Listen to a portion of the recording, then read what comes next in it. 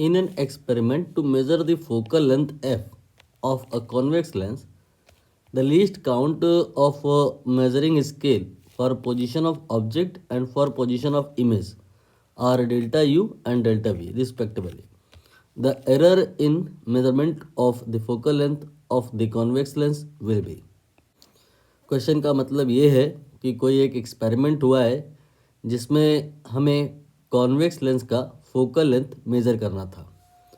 तो इसके लिए लेंस फार्मूले का यूज़ किया गया 1/v minus 1/u equal to 1/f। तो v को मेज़र किया गया होगा, u को मेज़र किया गया होगा और उसे यहाँ पे पुट कर दिया गया होगा तो f निकल आया होगा। बट यहाँ पर ना v एरर फ्री होगा ना u एरर फ्री होगा, दोनों में ही कुछ ना कुछ एरर हुई होगी। तो इसका मतलब f में भी एरर हुई होगी, यही हमें बताना है।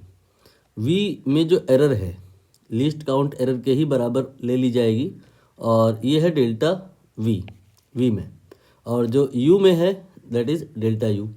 क्योंकि एरर बहुत छोटी होती है तो आप डेल्टा u को du कह सकते हैं और डेल्टा v को आप dv कह सकते हैं।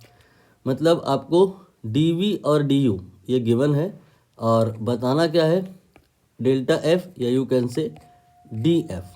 तो आपको समझ आ गया होगा कि हमें du, dv और df रिलेट करना है, तो इस रिलेशन को डिफरेंशिएट करना होगा। कर लेते हैं 1/v का डिफरेंशिएशन, ये आ जाएगा माइनस 1/v² dv।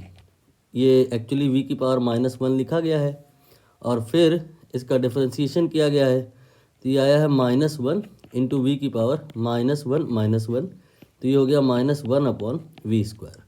और फिर इसके बाद v का डिफरेंशिएशन किया गया है तो ये dv आ गया है। एंड सेम वे अगर हम करें तो u का differentiation -1/u² then du, and फिर इसके बाद f का -1/f² df। Now minus through out common लेके आप कैंसिल कर दो तो ये dv/v² हो जाएगा। फिर इसके बाद में -du/u² हो जाएगा और फिर ये df/f² हो जाएगा।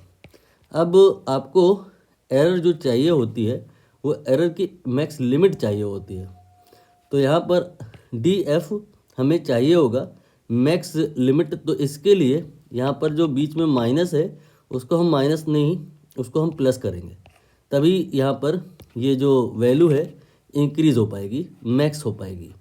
तो यहाँ से df निकालेंगे तो ये आ जाएगा f² then in bracket dv/v² then plus du/u²।